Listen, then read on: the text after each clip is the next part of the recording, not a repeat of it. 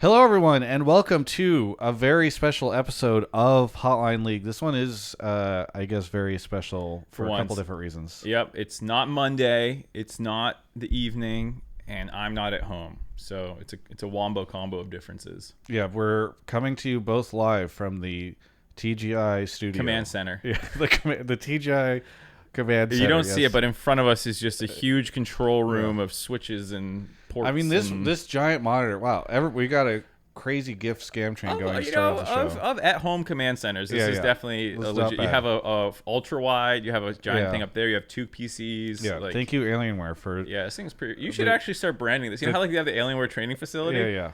The Alienware TGI command center. We talked about that at the beginning of the Alienware partnership, like many moons ago. And the challenge is just like communicating what this looks like while also broadcasting from it. You know what I mean? So we did some photos and stuff, and we shared it in the beginning. But now that I think about it, it's even more perfect because I think their like software on their computers is called the Command Center. Yes. And you want to change this. The Alienware Command Center. Oh, it's so perfect. Hi, Travis Gaffer reporting live from the Alienware Command Center. True. They missed out on the value. Thank you to wow, all these people just randomly gifted. Ostrider for the 5, Pot of Maxwell's for the 5, SkyG for the 5, Grandpa Fitch for the 5, Seaman Demon, and Spud Hugger all dropping. What, Spud Hugger's funny to you? Yeah, well, because Spud's a potato. They're just pulling potatoes out of the ground. That's not, yeah. Oh, they're pulling out the ground. I didn't know if they were just pulling the potatoes.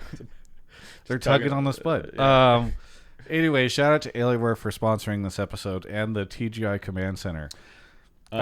Is it just TSM and EU salary caps? I think we're open to a world's take or something if we see a good one. Yeah. So here's some context on this episode. So Mark and I announced on the last episode, which was about 10 days or so ago, that the show was going to go on hiatus for 2 weeks. The reason being, Mark had family visiting in LA this week before he gets into crazy world's stuff. And then I, tomorrow morning, in like, I guess like 16 hours or so, I'm getting 3 teeth yanked out of my mouth, my wisdom teeth. And I'm very embarrassed to be getting them in my 30s or getting them removed in my 30s. You did this when in your teens? I think I was in college. I don't think people ever get them before like 20 unless they're like one of those. Oh, there's a lot of people that get them in 16, like when they're 16, really? 17, yeah. Mine weren't that bad. So like I think one had like broken through the surface or whatever that's called, but it wasn't like impacted or anything. Yeah. Well, I'm doing that, and I am not looking forward to it. I've spent too much time reading and looking at YouTube videos about it. And now I'm just giving myself anxiety. So I'm not looking forward to that. The internet is there to prey on your anxieties. Well, the other thing is I've heard that it's worse as you're older because your body's worse at getting one. Like I think you have to do more and like two worse at it. So I'm just expecting to be laid out for like the next week or so. It's gonna be miserable. But fortunately, you've been doing drugs in preparation to get your, not accurate. But I am hoping that I get hooked up tomorrow. Anyway, yeah. So if you got any leftovers? So we were not gonna do the show for a couple of weeks, and then we realized like TSM, like right after we announced that TSM left and the Shopify Rebellion stuff came through. The LEC has instituted salary caps, which I think it's just really hard to have conversations about both those things. Like if we waited until the next time we do an episode, Worlds would have started, and we'd be like, remember 3 weeks ago when TSM left? A lot of this just kind of deserves its own episode. And you couldn't do the show from your apartment today. I mean, technically I could. We found, basically Mark and I found like an hour and a half long period of time where we could do the show. So we're doing it randomly at 3:00 on a Wednesday this week because we felt like you all deserved a show. By the way, that's Thursday. Oh no. It's one of those weeks. Everyone. It's definitely one of those weeks. I've totally lost track of time too. Yeah. So we're gonna talk about that stuff. If there are other things that we're forgetting about. About Game Changers follow-up. Yeah. I'll be honest, did not watch it. I was at the Villa. I was at Getty Villa that day. My mom is one of those people who like needs to be doing multiple things every single day. So yeah. If we get a call in about it, I think it's fine if we have the time. Mark has a tighter schedule today, but I think if we have the space, we can do it. I'm not trying to pass on it. Ooh, new jeans for Worlds. Very hype. You're buying some new ones? I don't even think people see the jeans when you're wearing them because it's like it's only. I can't tell if you're just not funny or you don't know what's going on. It could be either one with you. I got it. Is he oblivious grandpa? I had that is he news. A not funny grandpa. So Numi can attest to this. I had that news under embargo since late last week, and was going to do a content piece on it for when the stuff released, and then everyone just started leaking that shit early. Oh, yeah. And I was going to do it with Numi because I was going to ask her, like, I'm not a K-pop expert, but I was going to try to get her to like live react to it on screen, you know? Yeah. And then everybody just leaked that shit, and I was like, okay, well, I just got back from Vegas, so sorry, I put this in front of my face. You're good. I think someone at Riot told us that it was NewJeans, but I forgot, I guess, because I was surprised when I saw it, and I was like, oh, sick. I knew the song name was Gods, but I listened to like the little sample or like the orchestral stuff so far, and it doesn't sound like NewJeans, so I'm curious like what it's going to end up being like. There was like a little bit in the middle that was more like their kind of like poppy sound. I don't know. Anyways, I'm excited. I think it's just cool whenever, because one, I know NewJeans is really big right now. I've heard their song on the TikTok where they go, really hoping that he would come through. Yeah. We should probably not do that again. Anyway. That's the dance. So I'm familiar with them, and I think it's just really cool whenever you get like a big name, and especially because it's going to be in Korea and stuff. It just kind of feels like I think the fact that it's in Korea makes it super sick. Yeah. I'm sure it'll just be a good time there. Yeah. So we can talk about that, and then but really briefly, let's do our normal shtick. I watched Dumb Money with Ashley. Oh, I want to see that. It's really good. It nails the emotional story beats and like the characters and stuff. It has one massive flaw. Yeah. And it's that it doesn't really explain any of the financial stuff. So if you do not already know what a short squeeze is and what was going on with the GameStop stop, they don't do it. It's not like the Big Short. Big Short. It does that so well. Big Short's so good at that. Big Short does it so well, and even then, sometimes it's a little too complicated. Yeah. And like, but at least it tried, and I appreciate that. And like, I'd rather have it tell me something and I failed to understand it than it just be like, don't worry about it, And that's kind of the vibe it gives, which is like a little annoying, because there's like one scene where this one character's talking to the other one. He's like, do you know what a short squeeze is? And you're like, oh, they're finally going to explain it halfway through the movie, and then they still don't. And you're like, and so we left, and Ashley was like, I really liked it. What's a short squeeze? Couldn't follow along with it. Yeah. So it's still easy to follow along with because it's just like more about like the characters and the journey and like, that stuff. But it was a big flaw to not cover some of the basics. Yeah. Well, I was in Vegas this past weekend for MagicCon, and that was really fun. Met a bunch of folks that came up to me and they said they used to watch Hotline League all the time. That was the classic. Yeah. I used to. Dude, I used to watch your content all the time, and I just. What happened, man? That's what you asked. I always just say used to, and then they go, dude, sorry, I'm sorry. I just, I don't watch League Esports anymore. I got other stuff going on or whatever. They changed the time. But, yeah, it was really fun to meet a bunch of you there. Did we ever talk about the fact that I did see Bottoms? I think maybe we talked about it in person. I don't remember. Oh, yeah. So I did see it after your recommendation, and I would double down on that recommendation from Mark. It's really good. I think it's still in a few theaters in LA. Like, I think they might have extended it, but I think it's also on Hulu already. Yeah, it might be already getting some streaming service releases. Yeah. I was talking to someone else at Riot about it, someone opinion I respect, and he made a good point or two that, like, the third act is a little, like, in terms of, like, some of the conflict resolution. Yeah, I liked it. And I was like, yeah, that's true, but, like, I don't really think it's a plot kind of movie, Yeah. So the laughs and everything are. It's much more about the vibes and the jokes and like the themes that it's going for than like did the plot resolve in it. I'm like, that's fair. Yeah. I'm sad that you have not beaten Baldur's Gate since we talked. Yeah, I just haven't had a chance to. Have been getting ready for Worlds. We are a little bit of an update. There's a chance we might have a partner for at least some of Worlds coverage. Which everyone jinx nice. It. Yeah, I probably just jinxed it, but so that's been keeping me busy, and then going to Vegas was a bit, and then getting ready for tomorrow has been a bit, and then getting ready to leave. Just so everybody knows, I'm going to be at Command Fest in Portland in about 2 weeks from now, a little bit less than 2 weeks. So if you live in Portland, go check that out. And then in the middle of October, I will also be at MTG Summit. These are both really cool Magic events for those that actually do care about Magic, unlike Mark. But I've been meeting a ton of you all there, and then we hang out in the Discord channel on my server, and let's run the poll again. Who cares about Magic? Some of my audience, and I would Some. like to be able to tell them that I'm going to events. No, that's fine. Anything else that I watched this week or did? Don't think so. All right, Been a busy week. great. Saw whales, or went whale watching. Saw a lot of dolphins. Giant pod of dolphins, like 100 dolphins. It was sick. Wait, really? Yeah. Where? Newport Beach. That's crazy. Yep. That's It's not supposed to be the season for that, so I was like, oh, sick. Yeah, well, the climate. Anyway, let's get into the topics. So, we have NewJeans, we have TSM, and we have the LC or LEC salary cap stuff, which I think is pretty interesting. Yeah. And anything else people had to throw out. Yeah. I think if someone has a Game Changers take, maybe we'll look at it. Yeah. I don't think either of us watched it since we were Why busy. don't you give the spiel? So the spiel, because it's the afternoon and people have not joined the server or maybe not used to it this time of day, this is actually a live call-in show. It'll be a little shorter. I don't think we'll go the full 2 hours. Also, given that we had a little bit of a slow start, we'll see how much we get through. But if you want to try and get on the show, there's a Discord that you can join. Type !Travis or Discord, excuse me, in Twitch chat to get the link. Go ahead, join up. Once you're there, join the pleb calls or sub calls voice channels.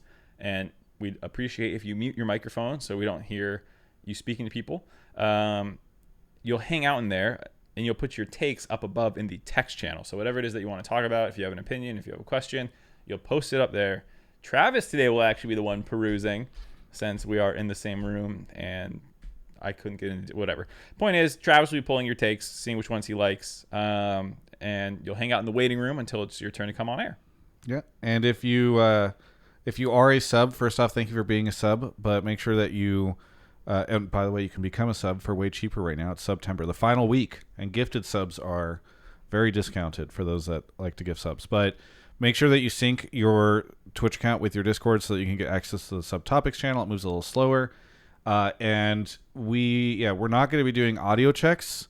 So if you can, please make sure that your audio is checked. Like you can go into the Discord audio settings and stuff, because if we drag you in, and we can't hear you, we'll probably just drag you out and put you back in the waiting room. And if you can't get it fixed by the next time, then we'll just move on to another caller. So make sure your audio is good. You can always, talk to somebody else or something like that to make sure it's good. So let's dive into topics on our own first. Okay. I think. So, Mark. Yes. How much did you cry when TSM left the LCS? It was shocking. It was sudden. Yeah. I didn't see it coming. I didn't have time to emotionally prepare for it, and they had just been so good so much recently, they had done so much for the scene recently that it really just like tugged at my heartstrings to see them go. Yeah. Same. Okay.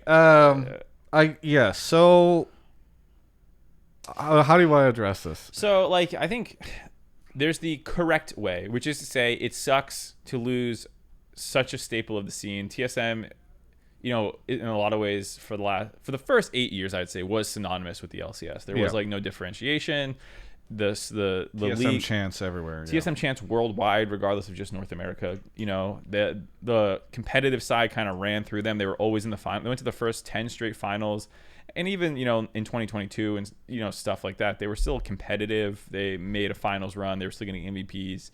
And all the way up until Bjergsen left, they had this legacy for what felt like the first 8 years. I think the last 2, you could tell there was a difference. There was a year where there was a pretty big mass exodus of both players and staff, and Lena left and all this stuff. And the org never quite felt the same after that. And so in that sense, they had already started slipping, I think, for a lot of people, a lot of fans and stuff. And so it's not quite as soul-wrenching as it might have been if it happened 2 years ago or something, but I think for a lot of fans it's still scary to see the pillar of your scene leave. I think that is fair. I am surprised that there are so many dedicated TSM fans.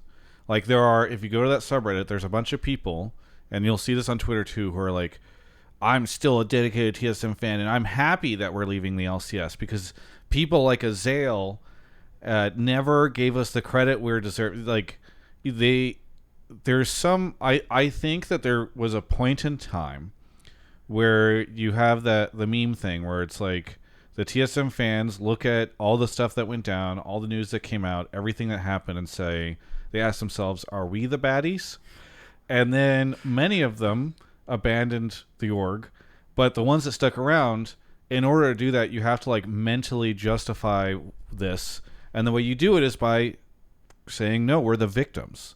And so, like, I don't know, I mean, you see this, right? Like the amount, like there's this kind of weird victim complex, I feel like, among many of them, that, oh, you know, the LCS didn't treat us right, like the Gabby monologue, or Azale tweeting that stuff, or aha, the viewership's bad, and so we're gonna go to greener pastures and all that stuff. And I'm just kind of like, I obviously very much disagree. I think you and I have both had to work with TSM over the years, and they have not been always the best, I feel like, partners for many people in the scene. As Mark's casting wizard spells on... I fixed it. Yeah, for podcast listeners, Mark's dealing with the out of focus stuff. But all that being said, those fans are so dedicated, so passionate to TSM, they're following that over. they're gone, right? Like, and I think that is a bit of a bummer, because I don't know if there are any fans in the LCS that are as dedicated to any of their teams as TSM fans are, for better or for worse. And so losing all those fans in the league, I think, is going to be a bit of a bummer, even if I'm not going to be tired of, even if I'm not going to miss seeing them in my YouTube comments and Twitter replies, you know? Yeah, I think there's like some people who are obviously still fans of the players rather than the org or something, or, you know, like you try and support some people and stuff. So, I mean, I hear what you're saying. I think the reality is, if you look at the amount of people that, and I was going to do a video about this, I don't know if I'll have time or what, but like, you won't. I won't. I won't do a video about this. I'll be honest. Yeah. Unless something radically changes in the near future with my what I'm doing. I was going to do a video talking about some of the reasons that you see this, rather than trying to like tell you that you shouldn't like TSM, but at least explaining why, like, across the spectrum of esports, a lot of people have gotten kind of burned out or frustrated with dealing with TSM. And it's like, if Travis and Thorin and Azale are all on the same side of an argument, you know something's fucked. It's kind of the point that I would get to, is like, no one seemed to like TSM anymore except the fans and the people who still work there. Yeah. And even some of the people who still work there didn't. So like, there are a lot of things behind the scenes that happen to cause that. And you know, I think it's unfortunate that it kind of got that far, that like it turned so antagonistic, because you would prefer if it didn't. But I think for a lot of people, in some ways, this is even a good thing, I think. Because we've talked about the okay, you've lost the history, you've lost the prestige, you've lost all this stuff. The nice thing is, let's face the facts, they were checked out for the last year in terms of not the people working there. You know, I think the players were still working hard. I think Glenn and Chowie and the people who came in and Revan and stuff worked hard.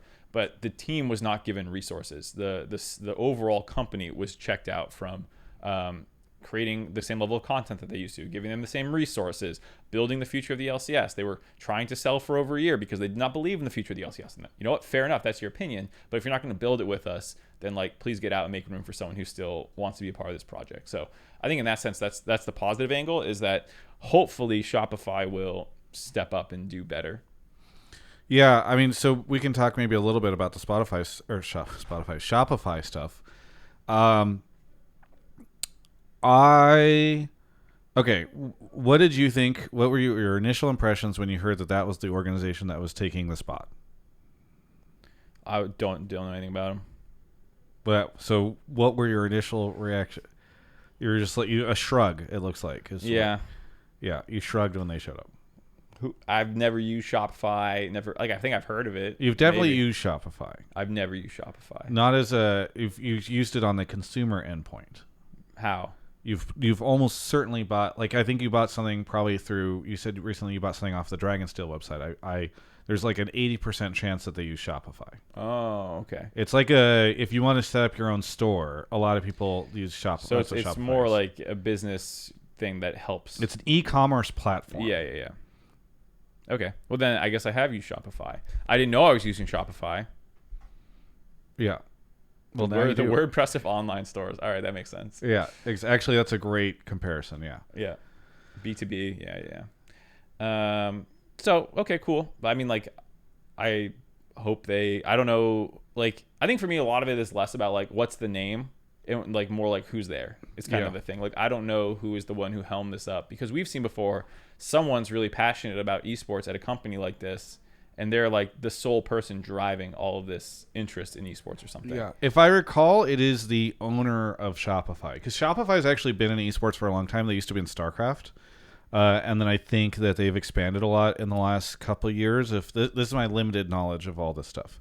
But I remember way back in the day, they used to put on like, I think like Shopify events and stuff, or maybe they sponsored individual players. They have TLO.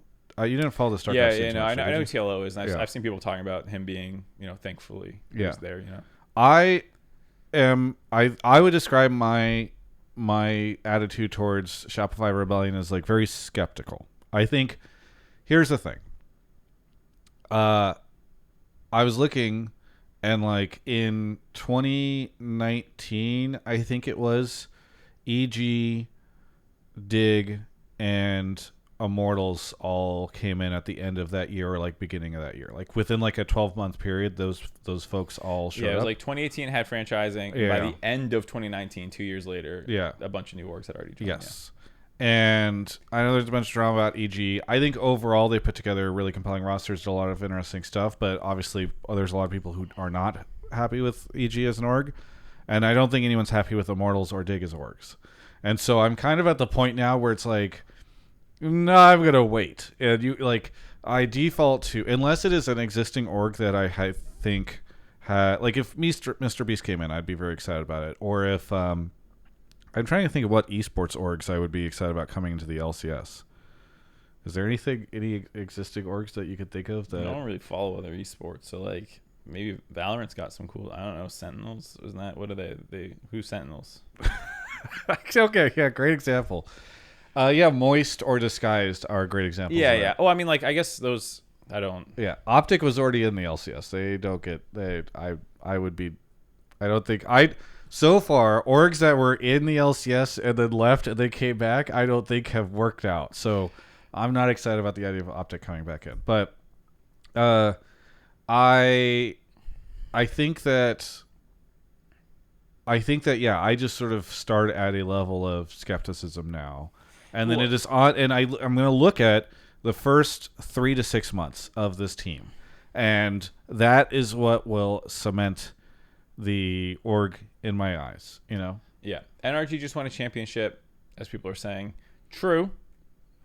I guess they were technically in the LCS previously. That's a good point. Yeah, that's kind of but fudging. That's fudging the numbers. Yeah, it's weird because they didn't come in like. It's like saying Immortals was in the LCS before. It's like, yeah, they were, but like that. I would say Immortals. I do count Immortals and Dig as examples of that, even EG. But like NRG came in and they just yoinked like how much of that was an NRG win versus how much of that was a CLG win? They I guess it's the best way of swapped their putting bot it. lane. Yeah. Well, from what I've heard, there was a very good chance that would have happened no matter what. Yeah. And I mean, they brought the CLG. coaching staff over. I mean, I appreciate that they didn't fuck up what was already mostly a winning recipe. Yes. Which is more than you can say for a lot of teams. Yes. And they did push their players. I think a lot of their content has actually been some of the more successful and innovative YouTube content. We're tricking a coach into thinking that Dokla's a dipshit. Like those sorts of videos I actually kind of enjoy watching. So. No, that is fair. I think so far I am happy to have NRG in the league. There's nothing that's been like utterly mind-blowing. Again, I know they won, but I don't give a ton of that credit to NRG themselves. But everything else has just led me to be skeptical at first sight, and then again I'll look at the first half of next year and see what they do. NRG hasn't done anything wrong yet, but we're not sure that you're still skeptical because you've been burned too many times and you're traumatized. Well, so here's the other thing. The rumor is, and I think I talked about this a little bit in my video. I think other people have talked about this too, that they are going to likely keep most of, if not all of, that TSM roster. Now, things change in the offseason. Maybe Faker becomes suddenly available and somebody over at Shopify is like, oh my God, we got to get him. Like, nothing is locked until it's locked. But like Insanity, who I like a lot, has a Shopify logo and banner up on his social media, which is funny because my understanding was that he got dropped from TSM at the end of... This is a totally different team. This is Shopify Rebellion. But I don't think they could sign him yet because it's not free... I guess if he's a free agent, maybe they can sign him. I don't know how that works right now, but I don't think you're supposed to. Yeah, I don't think you're supposed to either. So it's like that is very interesting to me that he already has Shopify branding. Maybe they can sign him as like a content creator, and maybe that's what he technically is. But anyway, like that at least is a sign. Not to mention, also we heard that they were talking to a bunch of folks at like when they came in, like those players. That there's a good chance that they run back that roster, or make minor changes, which I think is I'm disappointed in. Like I like those players, but if Shopify's coming in, I feel like TSM was a bit of a zombie by the end. Yeah, and I feel like that's not unlike NRG coming in halfway through the year. I think this is not where you want to do what NRG did. No, I mean, even then, NRG made changes. They changed the bot lane out. They grabbed pieces that had become available. I think, like that roster that TSM put together was a cool one because it was like dipping into the TSM history of Turtle and Hanser and stuff like that. And Shopify doesn't have that history just because they bought the spot. I don't think people are going to be like, oh, sick, look, it's Hanser on Shopify now. That's not a shot Hanser. I mean, like in general, like the reasons that was a kind of cool roster to follow from the TSM like those storylines don't carry through. Yeah. And maybe these 5 guys really like playing together and they don't think they hit their peak and there's improvements that could be made, blah, blah, blah. Like, okay, but it's not a super big selling point to what you're saying. Like it's cool that it's always kind of cool when you keep a team together through an organizational change. But whereas NRG had like finished top half of the league multiple splits in a row, you didn't want to see it blown up. This is like, well, they finished like 7th, 8th, and then lost in playoffs after a hard 5-game series. Like, I don't know. Yeah. I don't. It's not a splashy move. Yeah, I don't feel like they're going to get a lot of fans out the gate with that. So, I hope they put together something kind of compelling. And this is not like a done deal yet, as far as I know. Yeah. I don't know if maybe in terms of like who will be. Yeah, that's like what I was saying. Maybe free agency hits and something falls in their lap, and they're like, that's what I mean. All right, yeah. Faker becomes a free agent, or Double Lift's looking for something, or whatever. I mean, so people can go look. I did a video. I watched it about the players that are going to become free agents, and there are quite a few that are going to be, and so I think that it is worth. I think if you're Shopify Rebellion, this is a really good time to pick stuff up. So okay, we're starting to get some takes in the waiting room. I think maybe we just save the conversation about the salary caps. If you see, yeah, we can do it if you see one. I see one, so we'll just put it there for now. You start polling while I read out subs. Oh, isn't that how we do it now? Well, I think I'm going to do an Alienware ad right now. Oh, Alienware ad now. I mean, there's no waiting. There's no poll. I just drag them into the room. I guess the nice thing about them being in the waiting room is that they're ready to go. I mean, hopefully. They are in the waiting room. Okay, you already pulled. Yes. Okay, yeah, I see. Yes. So I'm going to talk about Alienware and their R16, the Aurora R16. This thing's new. It's beautiful. It's fantastic. It has a bit of a smaller footprint, if that is something that you are looking for. I think I really love. Get your foot down. I really love the R15 and its size, but I know that for some folks, they are looking for something that can fit into a bit of a smaller space, or they are putting this into a dorm room or something along those lines. The R16 is an amazing computer for that. It's also, if you're in one of these dorm rooms, you're gonna, maybe you have a roommate like I do, who does not appreciate noise, and that's one of the things that's really cool about the R16 is that it runs quieter through a really great cooling system. So you can go check that out over at alienware.com/Travis. Doing so supports the show. And is very much appreciated. They've been a fantastic partner for us for years now, and as Mark and I were discussing at the start of the show, we use their products like crazy. I mean, Mark's got an Aurora sitting right next to him right now. He's got that full Alienware setup. You can fit so much RAM in this bad boy. Slaps hood of Alienware product. And so, and we absolutely love their stuff. I mean, everything in the studio and the command center is created. The TGI Alienware Command Center. Yes, they're a fantastic company. So thank you so much to Alienware for supporting us. You can check them out at alienware.com/Travis. There's a link in the description below. If you're watching on YouTube, there should be a link as well in the Spotify and podcast distributions. And then I'm sure numiii will slam that into the chat here in a second as well. But thank you so much to Alienware for sponsoring the show. All right, let's go ahead. I'm going to join a room. And hopefully, I had to unplug and change some stuff before. So going into who's this, going but, first, just that they know they're about to get yoinked if they're listening to the stream? We should have. Who did I pull first? I think it was Josh Temple. So Josh Temple, Yes. if you're watching the stream now, Well, by the delay. yeah, but that's what I'm saying. I'm giving instructions to mute the stream. You're about to get pulled on. Yes. Here we go. And get ready to unmute your microphone and all that. Yeah. All right. So we have our first caller, which is Josh Temple. Josh, welcome to the show. Where are you calling from? Berkeley, California. From where? Burley, California? Berkeley. In the Bay Area. In the Bay Area, yes. What do you want to talk about on the show? Salary caps. I think it's absolutely horrible. They serve only one group of people. They serve exactly the team owners to suppress player salaries. And I've read over the announcement about the LEC. It'll achieve one of two things. Option one, all the teams decide as things shift over that they just refuse to spend over the cap, in which, okay, now we've created a hard salary cap and players can only ever make a certain amount of money based off of whatever calculation Riot says is like, here's the cap.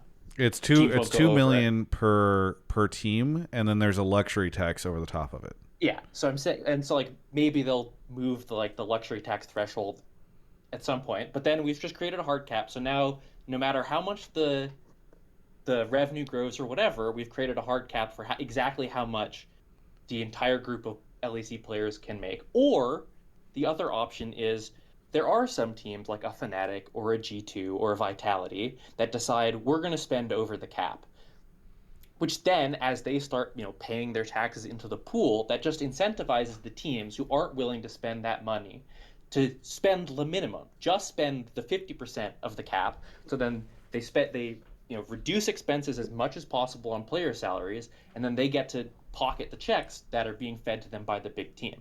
This is the exact, if you look at, I'm a big baseball fan. This is the salary, luxury tax system is exactly what we have in baseball. And this is what happens. The biggest teams who have the biggest fan bases, who have the best local media rights deals, who make the most money, are willing to spend over the luxury tax.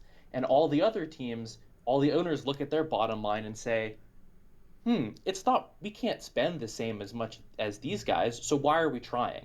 We're just going to keep salary as low as possible, and we're going to pocket the checks. That's what it will accomplish. It won't, it'll make a more financially stable ecosystem for exactly the team owners at expense of the players, of the workers.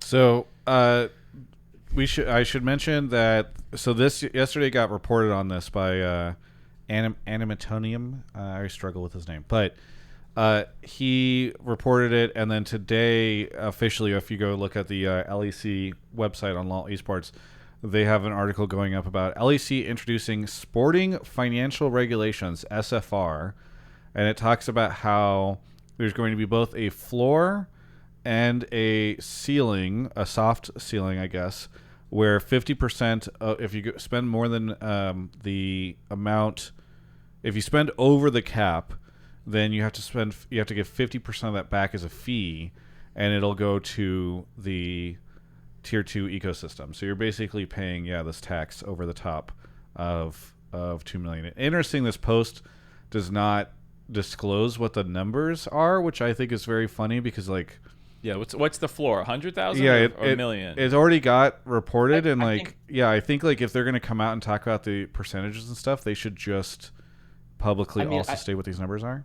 I personally think the numbers are functionally irrelevant. It doesn't what matters is that if LEC players accept this and it goes through and there isn't pushback, it creates the precedent of this is the system that will be forever. So it doesn't matter if there's huge growth or whatever, there's always going to be put a limit on how much the players can make. And that's what this is doing. It exists because when the economy was great and there was so much venture capital fueled by a whole bunch of debt, teams were willing to just throw around money to get the best players. And they suddenly realized, looked around and oh crap, interest rates are up. We're not making any money because we signed all these players to huge contracts that are outside our means. So now what are they doing? What's our biggest expense? Player salaries. how do we cut player salaries? You implement a salary cap. This is like the classic move of sports leagues, especially with franchising, is this is the biggest expense. How do we become profitable? We cut down our biggest expense. That's what they're doing. Yeah, so the interesting thing here is I tweeted about this yesterday because my first reaction was, wow, I'm really surprised this is possible, because in Europe, they tend to be a little less what people would say is like pro business. Like they have a lot more regulations. Notably, the iPhone now is going to have USB-C on it because Europe bullied them into it. Like there's a lot of things like that. There is like a legal question of, is this even legal? Because I know that like football or soccer in Europe has tried to implement similar salary caps, and they've never been like, it's never worked because a whole bunch of Spain and Germany, whatever, have really strong protections where employers can't do this sort of thing without some sort of collective bargaining agreement. Yeah, and in Overwatch League, the U.S. government actually came after them and because for instituting something like this, even though supposedly it was never like salaries never got to a point where that rule came into play. The very fact that the rule existed meant that Activision Blizzard had to settle with them for some money, and so I'm like, well, if they can't get away with this in the U.S., I'm surprised they can get away with it in Europe. The other thing that was very funny to me was the replies to this tweet were all like, no, this is pro-labor, blah, blah. And I was like, I am so confused how this is pro-labor. I don't know. Well, they're saying, I read one comment quickly. Travis has it up and we're scrolling through it. Someone said it's pro-labor long-term, which, like, the idea being that teams would drive the scene to the ground, there'd be no scene in 5 years or something, but... Yeah, I get... It's pro-labor by incentivizing teams to spend less on players. That's a real big brain take right there. So here's kind of my take. One, I think that there should probably be... Like, I somewhat disagree with you, Josh, in that I think it is perfectly healthy for the LEC to have some sort of way to discourage teams from spending outside of their means, because they have demonstrated that they can't hold themselves back, especially in North America. I think it's been less LEC, which is why I'm a little surprised that LEC feels they need this, but I clearly they cannot. My frustration is that there is not any kind of PA over there where like the players get some sort of concession out of this. Like I think it's fine for this to exist, but I feel like it should be coming at like it's not like Riot is instituting this and then also saying, and by the way, we're going to balance the equation by implementing a bunch of cool things for the players or ensuring players are protected in these areas or something like that. So at the very least, like when they're talking about, like here's like the factors that are going to go into like where we set the line at the very minimum, that has to be collectively bargained. Like you can't like Riot can't like should not just be allowed to say like here's the calculation and then the players have to accept it. Like the players need to be able to negotiate, be like it's the league exists only because of their labor. Like they have to at the very minimum have a say in this entire structure of they could like what that's those if like, only someone had demonstrated the power of collective exactly. So if only another league around the world had this like example that maybe the European teams and players could follow. So Josh, I know you're eager, but I want to get Mark in here too. So Mark, what's your take? Because you're a traditional sports fan. I like the idea of them in theory, but I think luxury tax is just a bad way of doing it because, as Josh already highlighted, it doesn't really fix anything. It's just like, all right, the ballers will still ball out, and the little boys will still like just suckle on the teat of the big boys. As one does. A descriptive analogy. I think the other one who has a good one is the NFL, and because it's kind of a harder cap as I understand it, and so like you just can't do dumb bullshit, and like salaries are more guaranteed in the NFL if I remember correctly. No, they're less guaranteed. The NFL has by far the worst salary cap for players. It is incredibly bad for players. it is like that. Like the NFL is incredibly successful in depressing the salaries of their players. It's ridiculous. Yeah. So at least I like and Mark likes that. Yeah, I like that. No, I like salary caps with hard limits just because there's like the luxury tax thing doesn't seem to work in baseball and the NFL. I don't really follow or NBA. I don't really follow NHL. People say that has a good hard cap rule. I'll take their word for it. I just mean that broadly speaking, if your point is to protect parity in the league, luxury tax doesn't do that. And so I don't think it's salary cap does it. Let Mark finish, Josh. Do it either. Let Mark Josh, finish. you're 2 seconds away from getting muted, buddy. let Mark finish. I keep asking for that. Go ahead, Mark. Yeah, you can debate whether or not it works, but that's the point. I think that my understanding of this is that it sounds really jank because they can't do this legally around salaries. They have to do operational costs so that they're not technically suppressing the salaries of EU pros. They are suppressing like spending of the team broadly. It's calculated based on a number of considerations, including LEC player salaries, league revenue pool of the current and forecasted year, team financial data. Oh, I guess that's how they're coming up with the number. But it says... Yeah, that's the threshold. But if I understand it, is the total sum of salaries paid to the top 5 players within a certain range? Oh, no, it's just the salaries. Yeah, it's just the top 5 highest paid players. Yeah, that seems pretty illegal. I don't know. Like, I don't know anything about... We don't know about German law. We'll admit that like we're dumb shits about this. I don't see how you can do that, but maybe I'm wrong. And if that's the case, yeah, it's really fucked up that the players don't get a seat at the table. That they like, they're basically like, trust our calculations, bro, based off those things that Travis was just saying. I know a lot of people are like, it's so lame that like our teams need regulations to make sure they don't do anything short-sighted or dumb. And I'm like, hello, every financial institution around the world, like every business, every financial institution. Hey, Unity, what did you just do? That was really smart. People will headshot themselves left or right. Businesses do this all the time. And like, as an ecosystem, Riot understandably doesn't want these businesses that they're in bed with to keep headshotting themselves around stupid spending. They burn out all their VC capital. They have to sell, blah, blah, blah. So like, I do understand from a like standpoint of like, this is what we've seen in the scene for the last handful of years. Things are not sustainable in Korea. Things are not sustainable in North America. And I don't think things, from my understanding, are very sustainable in Europe. And so like, if you want to get to sustainability, you do have to start doing some things. Is this the right thing to do? I don't know. It sounds really weird to cut the players out. But at the end of the day, like, yeah, how many times have you watched someone like a business burn itself down? Yeah. And then, oh, well. But I very much agree with Josh's main point here about this is not pro-labor. This is not something that the players should be excited about. I even saw one person in the replies who was like, I think the Players Association would support this. And like, they would definitely not support this. Like especially if this came in without any concessions, them not having a seat at the table, which seemingly that's what this looks like. It's not like this looks like it was in partnership with any because they don't side. tell us what the floor is. It could already be what the minimum salary guarantee is. Right. Like you might not have actually gained any ground in that regard. So I don't want anybody to think that this is something that is somehow pro player or something that the players would be in favor with. For people who don't know what's wrong in Korea, go look up Genji Arnold's Twitter. He talks about it frequently.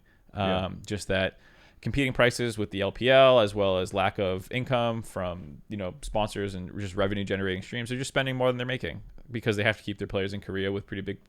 Otherwise, NA swoops in, or the whole global ecosystem in League of Legends right now. The problem is you're not generating enough money, and teams who have pools of money will spend that money but not get anything back in the long run, and then the whole scene just loses out. So Ines Chuchin says, okay, real question. Could Travis get an expert like the esports lawyer on the broadcast right now? Because this lack of knowledge is not helpful. I could tell you that those people would also not be helpful. What we really need is a German labor lawyer, not like an esports lawyer or former team GM or something like that. Devin Nash is not going to help us out here. It's if anybody has a German esports labor lawyers, maybe I could talk to them about plenty this. of esports lawyers will tell you they could help. Yeah, yeah. There's a lot of they are people ready to hop on who and tell you have how they a can lot help. of opinions about this stuff. You know and, what? You might seem it strange to see a group of people say, "Yeah, we don't know," but that's actually a really good thing when someone who doesn't know says that instead of just pretending they do. Yeah, but I think we can talk about sort of how this stuff works in the general sense on esports and where the competing interests are. Well, and like, yeah, I can agree. It's not pro labor. I think it's fucked about the players not getting a seat at the table. It sounds like you said, like, what are the mechanisms by which this price is renegotiated as these things change, or is Riot controlling everything? Those are all very valid concerns, but I think you have to also acknowledge that the scene is struggling right now worldwide, and some I understand Riot wanting to protect its interests. I think thinking about talking about labor law in Germany, and so like the way that the way that football clubs in Europe are run is it's all about it's called financial fair play, and it's essentially you can't spend more like above a certain you can't lose like a certain amount of money per year is like you can't reserve like a percentage of your revenue or whatever per year is like not what you're allowed to use because there's a whole bunch of sovereign wealth funds that have bought major clubs and billionaires and whatever who just like it's just a vanity project where you could pump billions and billions of dollars into it and you don't care about like the financial health. You just saddle the club with a whole bunch of debt. I think that would be if the goal is creating as it should be a more financially stable esports ecosystem, it should be on it should not be the onus should not be on the players to be the one to make concessions. It should be the teams to be like, maybe it's not sustainable to just be running this entire scene off of venture capital and the hope that like revenue is going to grow in the future. Josh, thank you so much for the call. Anything you want to shout out? No, thank you very much. Yeah, thanks for coming on. So I'm obviously from that call in favor of players being looped into things, but I'm also willing to acknowledge that it's not just pro player spending. Like the facilities that we always make fun of, the $20 million, the $50 million esports training facilities that we saw are a joke. But dude, I heard that the TSM one got abandoned. Like within, which is crazy because they announced it, built it, and then it's just. Did they ever empty. build it? Because the last thing I remember seeing is I'm kind of like walking through this big concrete structure. No, I think they were playing out of it for a while, or like especially at the end of COVID stuff. So it was. I think it was up, and now it's just empty. Yeah, where I was going with that was that like a lot of pro players were drastically overpaid for the last 5 years. Like no offense, academy players, you should not be getting $500,000 to sit in academy, and like no offense. Players coming from other regions, like millions of dollar contracts are not you don't have that much value in like the economic game. It was only inflated because of the VC stuff. So it's a complicated ecosystem, but so to a couple other points. A lot of people have said that there's only like one team over 2 million right now in Europe apparently. I think Cajal said that. Yamato said most teams aren't over it. Apparently according to what Twitch chat's saying. So like I'm just confused as to why this needed to happen in the first place. Yeah, if you're not over 2 million operating expenses with your top 5 players averaging at that point 400,000 or under 400,000 per pro, like, well, why'd you do it then? Yeah. Like it seems like a lot of scuttlebutt for no. I mean, maybe they're bringing in some team they're worried is gonna drop a shit ton of money or something on it. But like, yeah, like maybe like K Corp joins and they try and make a splash or something. Like I don't. Really and I know we didn't reference the fact really well that the excess ends up going to the rest of the ecosystem, including like tier 2 and stuff. Yeah, but I'm like, I don't.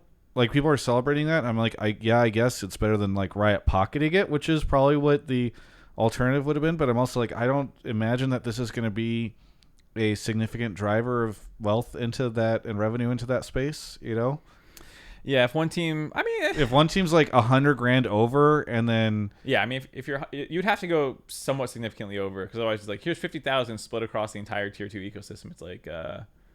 Okay. Yeah, I mean, because that's what I mean. Is you need I think it gets maybe interesting at a point in time where it's like, because it's 50% of it, right? They're paying a tax. Yeah. So if you pay 100,000, you then have to pay 50,000 more to tier 2. Yeah, exactly. So it's like, how high do they have to get before it's like actually interesting? They have to pay 3 million.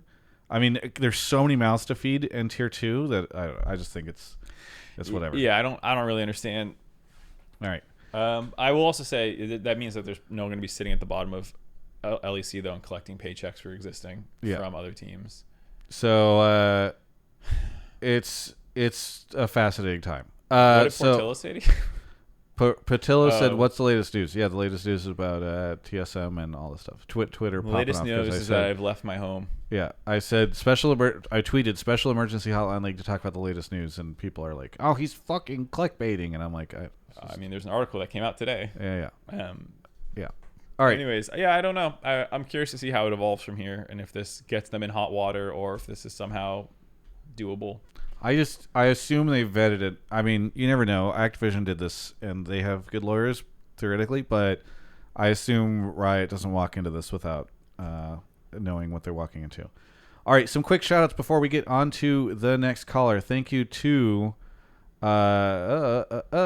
let's see, Grandpa Finch for the 5 subs, Skyg, Pot of Max Whales, Ostrider, Seaman Demon, Spud Tugger, Mendoc, Fly Right, Gravity Music, Sour Eggs, Colombiano, XP, Hustbust, Prophet Guru, Mardix, Lit Drummer Boy, Deathroy, Steve Wisey for 30 months, Zwetman, and John G365. Thanks to everybody for the subs. It is September, so if you want to sub, now's a great time. And by the end of September, this is going to go away. But if you're going to sub for multiple, if you're going to keep your sub on through like Worlds and off season, all that stuff, you can sub for multiple months in advance at pretty big discounts. So it's just a way for you to save money if you're planning on staying subbed anyway. And I do appreciate that. And gifted subs are on sale right now if you want to help with Worlds and off-season coverage and all that stuff. It's a great way to support the show.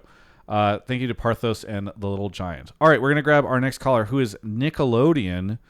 Nickelodeon. Damn, the whole company's calling in? If you are, they're calling in. Is it Face? Talk about... Hey there, Face here. Remember Face? It's just a big colored rectangle. It must have been before my time. Travis didn't get to have a childhood, I understand. I watched all that and SpongeBob. And yep, me too. Yeah, I watched Nickelodeon. All right, we're going to get slimed. Here we go. Nickelodeon is here. Nickelodeon, where are you calling from? Hi, I'm calling from Baltimore. Baltimore. What do you want to talk about on the show?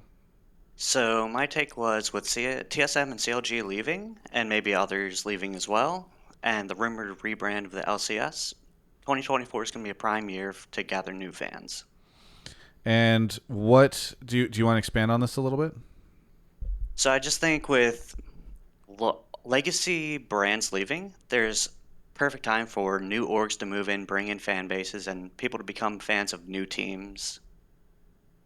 Go ahead.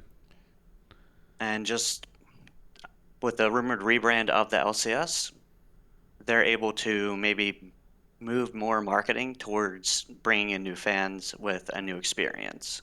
So yeah, let's focus on the idea of like Riot should be looking at this as an opportunity to bring in new fans. I'm going to disagree right out the gate. It's not a great time for new fans. It's a good time for old fans to get out. Get out while you can. Okay. Anyways, continue. Yeah. So I was saying that I think it is fair to say, hey, CLG left, TSM left. I don't know how many CLG fans there were left. I feel like there were not dozens that many. of them. Dozens. But with TSM going, I do hope that Riot is going to put a lot of emphasis on building fandom into these new teams next year, because I think there's also going to be a situation where, I always talk about roster swaps and all that stuff and the rotating thing. I think this offseason is going to be the fucking craziest offseason we've ever had. I doubt it. Why? Why would it be? Because there's a ton of player contracts that are expiring, and then a bunch of teams are going to try to drop what they're spending in salaries next year, which means that the teams that, if they're approaching a player that is currently on their roster and they want to lower their salary, that is an opportunity to either renegotiate or for that player to leave. And I think you're going to see a bunch of people who stuck around for the money probably retire. I agree with what Yami said. You say that every year, though. It's like every episode of Hotline League is a special episode of Hotline League. Every year of the offseason is the best off. I didn't say it's going to be the best offseason. I think it's going to be really bad. You said it's going to be the craziest. Whatever. Point is there not have I not also spoken to the fact that we have an increasing amount of instability in the league in terms of player and roster turnover? You mentioned it. I'm just saying. I'm just yeah. So I'm just saying every year. You're just trying to gas people up to watch your videos. No, but it's every gonna be year I'm not trying to gas anybody up. I'm saying it's like shitty, and it's gonna be something that the league. But make has sure to you prepare stay here for. tuned to Travis Gafford Industries YouTube channel to follow any of the latest developments. Yeah, I know what you're doing. I know this hustle. Mark, you think that rosters are not? It's not going to be a crazy offseason, it sounds like. No, Okay, can you elaborate on why? I just got a feeling. You just got a feeling, in huh? In the Jimmy's. Fucking interesting. Maybe I could just chuck things at you right now because you're in person. All right, sorry I've derailed your take, Nickelodeon. Explain like some of the things that you think you would like to see Riot do with, as Travis said, potentially a very interesting offseason with player salaries, new orgs coming in, losing some of the other ones. What do you think? What are some things that Riot should be looking at? So with new orgs, maybe Riot can just put out like promo pieces on, hey, this org's joining the LCS. Maybe just focus on like, hey, look at these guys. They're new. They might be doing exciting things. They might not do well initially, but they might come here and eventually just dominate the league. So just introducing you to them, their brand, and just the players that they end up signing. Maybe some old faces are on those teams. Maybe some new ones. I mean, I definitely agree that Riot should be promoting these new teams, get fans excited about them, trying to attach fans to these teams. I will say that is the baseline of what I would hope they do. Maybe not the ceiling of what I think Riot could do, because I actually kind of agree with the premise of your take about how this is the perfect time for Riot to really try and change things up. It's not been the best year for viewership. I think sentiment's in a weird spot. I don't know if you feel the same way, where there's like some people who are cautiously optimistic and like. Yeah, I think there are a lot of things. I'll share my own personal sentiment, which I think is part of a lot of the community feel this way. There were a lot of things that were great this year and a lot of things that were fucking awful this year. And so it's definitely been the most lopsided year in a while, because there's a lot of times where I'm just like, oh yeah, a lot of things suck this year. This year I was like, this was great, but oh my god, that was awful. It's such a weird year for the LCS. Yeah, I feel like 2020 and 2021 kind of just like floated by. Yeah, like, I don't really like. We were just like sliding a little bit over the last 3 years, and then this year it was just like I think overall it was not a good year for the LCS. No, but I do think that it because Riot, I think you were saying sliding. I think Riot didn't do much during those years, so they just sort of started slipping and slipping and slipping, and now the avalanche has begun, and they're trying to fix certain things, and some of these improvements have been good, but I think certain things have only accelerated in terms of the damage. Yeah, I think obviously you have to stem the bleeding with those choices that are hurting the product, like you're saying, but I do think that the fandom could really use a jump start in some way, and marketing materials are great, to the caller's point, but I think you really want something that will help differentiate you. I think if I was going to try and quantify it, it'd be like you have to give fans, like you're saying, new fans potentially here, a reason to watch. Like, why would you watch the LCS over the LEC? Why would you watch it over the LPL? Why would you watch it over the LCK? And that's really hard to do when you're the fourth best of those regions with the fourth highest probably size of your player we're base. pretty comparable with LEC. Last episode you went on a huge rant talking about in performance I agree. Okay, like it's actually gotten pretty close in recent years, but like we haven't actually beat, like you can't say we're better yet because we haven't proven. Like they're still better. Okay, fair enough, but the gap is close. Right. But you can't sell people like, why are you watching LEC? LCS is better. I think our personalities are good. I think we're entertaining, but to be fair, the LEC product, they're also very entertaining. They do music videos. Vedius and Dracos and Cage Roll are great. So I think going into next year, Riot needs to figure out what's going to make the LCS pop, not just for like global fans to like, hey, abandon your current league and come join us, but also just like to hook fans who might have slipped out of watching or had never watched and give it a chance. So Numi in the chat had said like, hey, isn't this more the responsibility of orgs? And I feel like you're laughing because you already know what I think. Say, yeah. I don't have much faith in the org's ability to do this. Like, I just don't. I don't feel. I think we have a lot of orgs that are waiting to leave, or have demonstrated that they are incapable of this, and I just don't have high hopes for their ability to follow through. So, yeah. Kind of like what we were just saying with the financial situation and how you can't trust orgs to kind of act appropriately. And so you might need to implement some financial regulations to protect your scene. I think it's somewhat of a similar thing here with what the product is. And not even necessarily on a competitive angle. Like there was a huge conversation this year around scrims. Like I don't really think that's something that Riot should step in and try and control. Like how do we get more competitive? It's like they tried Champions Queue. They actually, I will say, to Riot's credit, they have tried a number of things to get the scene more competitive, and I appreciate those things. Have they worked? It doesn't really seem like it. And to that point, it's like, okay, well, we can't really trust the orgs to like keep their rosters consistent or produce like super great content these days, or attach fans to them that easily. So we need to do more ourselves. Yeah, I think that's right. I do hope the players step up too, but that's a bit of a separate conversation. And again, to be fair to the players, I do think they were one of the highlights this year. Yeah. No, I think that's fair. A lot of them did step up. That is a good call. They did a lot of content with us in the broadcast team. Some of our ideas were weird. Like, hey, Revenge, slide down a thing and eat a hot dog. It's like 2 years ago. Who the fuck would have done that? Yeah.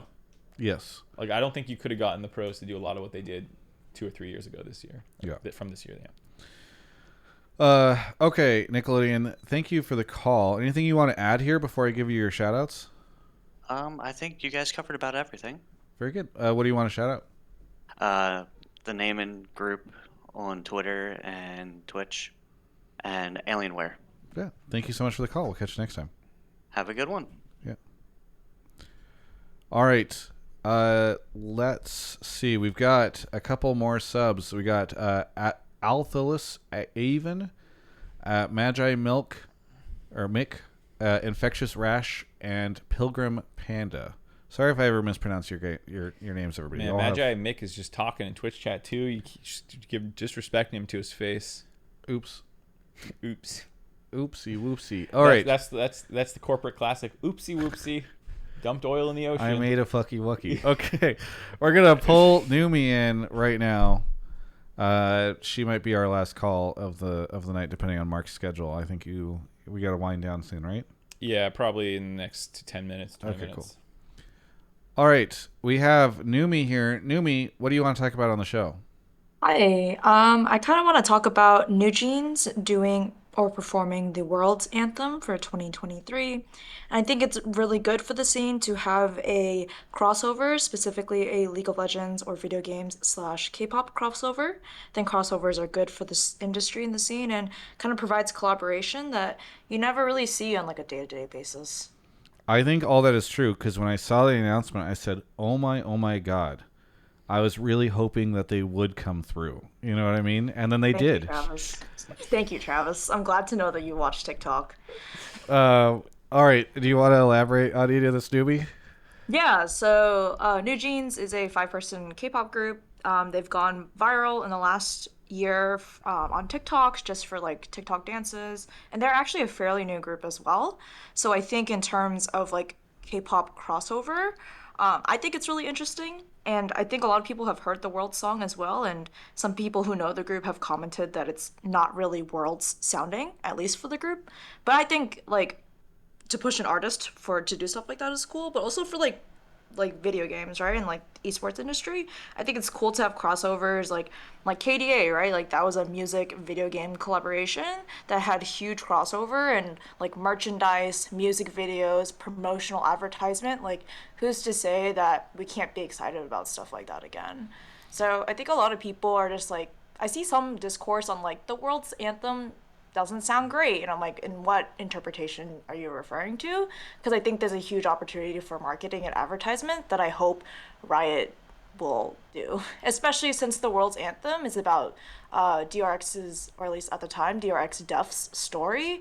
There's a lot of different things that Riot can do with that. As someone who listens to K-pop, yeah, do you feel like it sounds like NewJeans? Like this song sounds like NewJeans? I personally do not. I think NewJeans kind of popularizes themselves on like a cutesy kind of vibe. So obviously a World's Anthem, at least this one's very epic, orchestral, grand sounding, which is kind of the opposite of their vibe. But I do know that this is a Riot produced song, right? Riot should have gone with a cutesy vibe for World's Anthem this year, I think. Can I get Change like it Star up. Guardian? Yeah. Yeah, Deft is so kawaii, you know? Super shy, super But shy. no, I think like as an artist, in terms of like when I look at this group, I can see them pushing themselves to like fit this vibe, and obviously like I trust the World's I trust like the music production. I've seen the producers on this song and like what they've done in the past.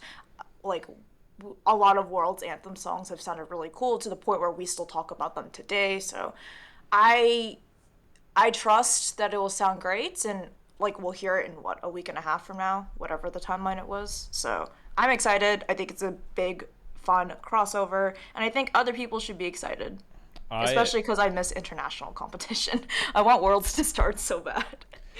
I mean, I think it's really cool that they got NewJeans to do it. I think their traditional kind of music doesn't seem to match up with what a World's anthem is to most people. But when you listen to like the thing that's released, the sample so far in the orchestral version, it does feel like it will be more righty than it is NewJeansy. There's like a part in the middle which seems to like pick up to like the usual pace of a NewJeans song.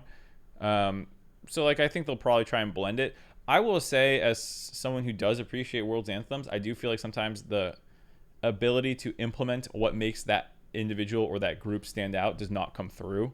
I think sometimes the artist can get washed out in the like you could sub anyone in at that point. When was because people also, I feel like, didn't like over time. I feel like Star Walkin' grew on people, but I think a lot of people felt like it didn't feel. Well, that's because that was actually his stuff. Yeah, like that was a song that like he had already kind of created, and then like. But I thought people also didn't like it as much as a Lil Nas X song. I don't know. I'm not a Lil Nas. I mean, I listen to Lil Nas X. Yeah. And like, I don't know. I wonder if, because I'm trying to think of when was the last like banger Worlds song where people were like, this is great and emblematic of the artist and also a fantastic fit for Worlds.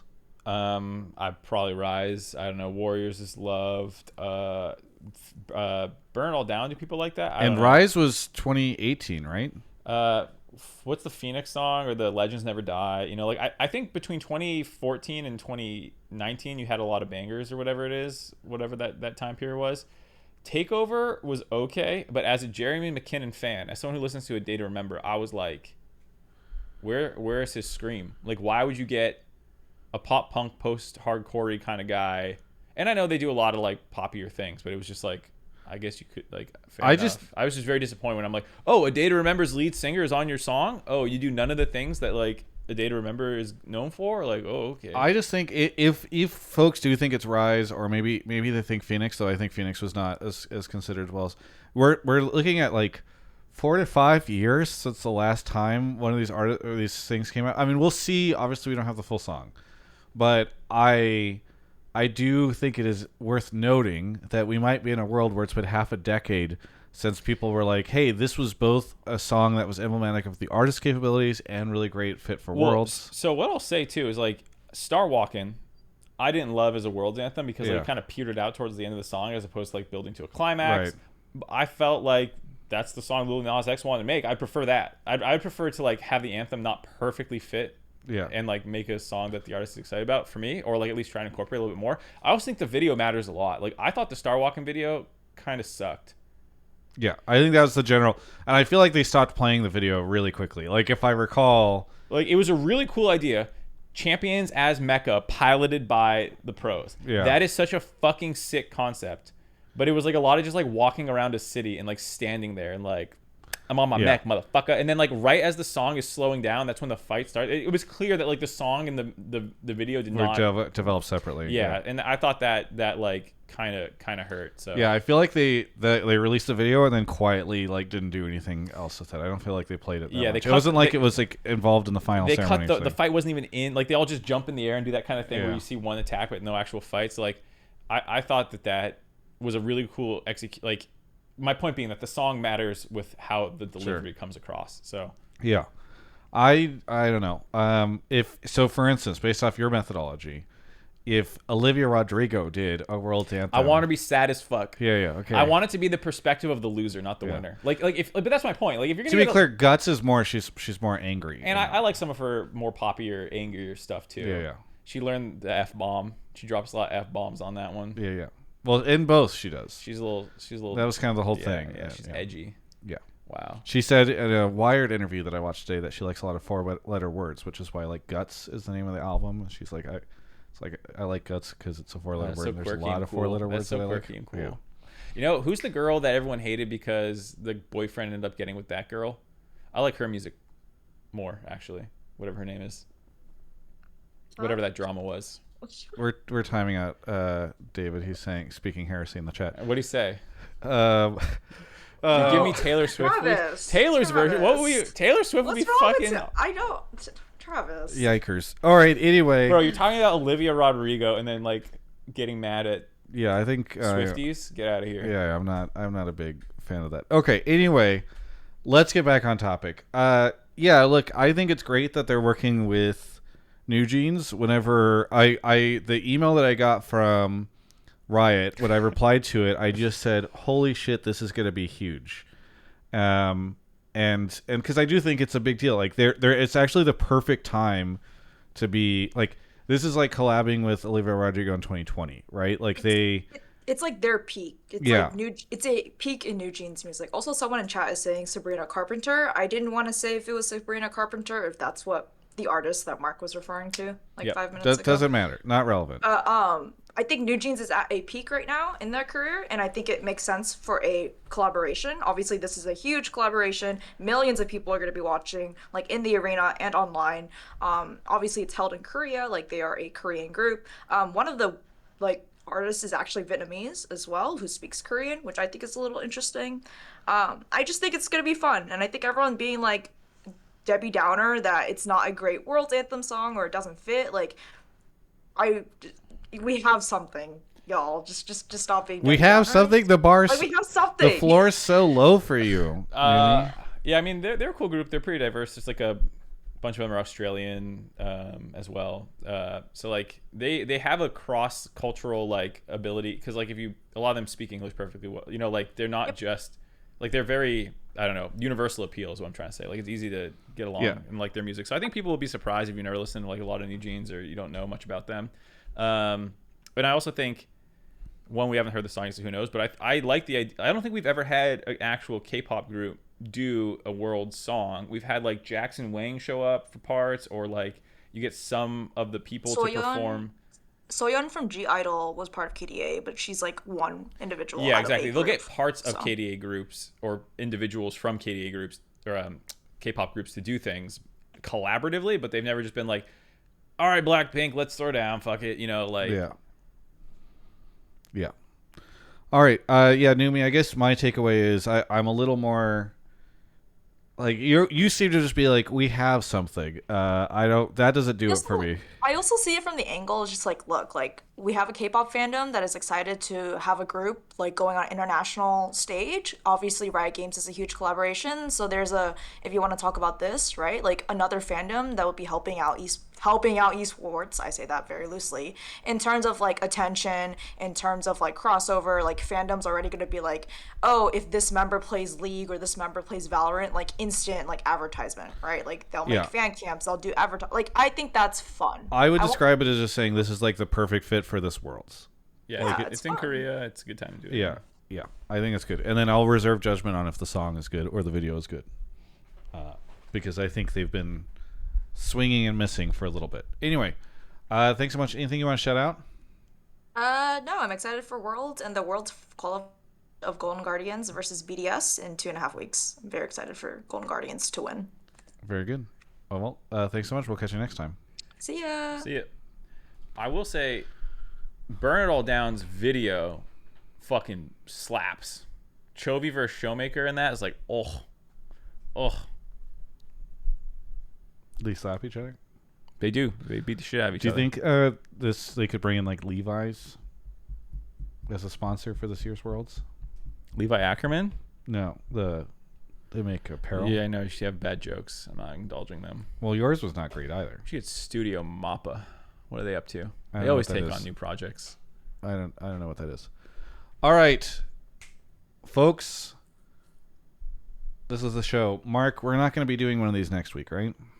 I don't think so. I have a lot of prep plus meetings next week. You'll be maybe recovered, but who knows? I might be recovered by midweek, so if there's like some crazy news that comes out, we might do another one of these emergency ones, but Yeah, most likely not. People should not expect it. My whole Wednesday is meetings next week, and then I fly out Friday. We are tentatively looking at October 9th, doing one after several hours after the Golden Guardians victory. So pencil that into all of your schedules. But yeah, I mean, Hotline League's going to get funky and weird for the next while because Mark leaves in a week or so. I leave in. Make sure to smash that like button, ring the bell, make sure you don't miss it because the schedule live is going to be changing. So true. All right, that's the show, everybody. Thanks for watching. I'm going to stick around on stream for a little bit. Mark's going to head out. And, yep, that's the way the cookie crumbles.